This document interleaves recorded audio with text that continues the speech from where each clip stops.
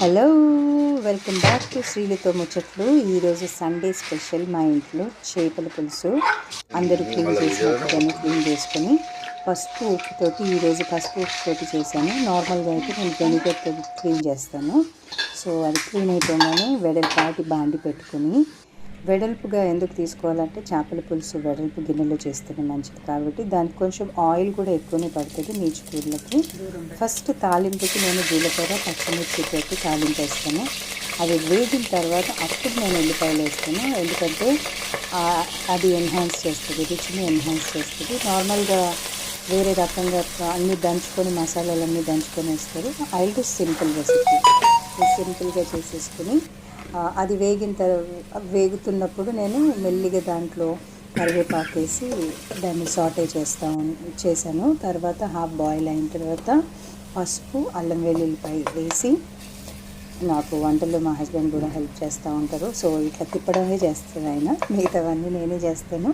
So అది కొంచెం సాటే చేసిన తర్వాత పులుసు కాబట్టి కొంచెం కారం ఎక్కువ మోతాదులోనే వేసుకుని, మరి ఆ కారం ఎక్కువ వేగకముందే కారంతో పాటు ధనియాల పొడి కూడా వేసేసి కొంచెం అటు ఇటు తిప్పేసి ఇమీడియట్గా దాంట్లో పులుసు పోసేసుకోవాలి. ఎందుకంటే కారం వేగి మాడింది అంటే టేస్ట్ మొత్తం మారిపోతుంది. కాబట్టి దాన్ని కాస్త అటు ఇటు తిప్పి జస్ట్ సెకండ్స్, ఒక 2 సెకండ్స్లోనే పులుసు పోసేసుకోవాలి. పులుసు మరి కావలసినంత పులుసు పోసిన తర్వాత దాన్ని మూత పెట్టేసి కొంచెం ఫ్రెష్ కరివేపాకు వేసుకొని, ఉప్పు జీలకర్ర పొడి, మరి నేను మెంతి పొడి జీలకర్ర పొడి ప్రతి పులుసులో వేస్తానండి నేను. ఎందుకంటే ఇట్ ఎన్రిచెస్ ద టేస్ట్.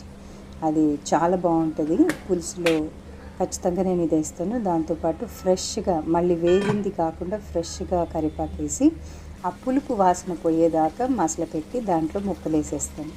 ముక్కలు వెడల్పాటి గిన్నెలు వేసుకుంటే అవి చితికిపోయే అవకాశం ఉండదు. ఎందుకంటే ఇవి ఈజీగా చితికిపోతాయి. చికెన్ మటన్ లాగా ఊరికే కలపం కాబట్టి వెడల్పాటి గిన్నెలు వేసుకొని మునిగేంత వరకు ముక్క మునిగేంత పులుసు పోసుకొని దాంట్లో ఇవి వేసేసుకొని ఒక మీడియం ఫ్లేమ్లో పెట్టుకొని ఒక 10 నుంచి 15 నిమిషాలు, క్వాంటిటీని బట్టి 10 నుంచి 15 నిమిషాలు దీన్ని ఉడకనిస్తే చాలు. చేపల పులుసు అయిపోయినట్టే. ఒక 15 మినిట్స్ తర్వాత చక్కని ఫ్రెష్ కొత్తిమీర వేసుకొని తినేస్తే, వేడి అన్నం వేసుకొని తింటే సూపర్గా ఉంటుంది. రెసిపీ నచ్చినట్లయితే please like, share and subscribe.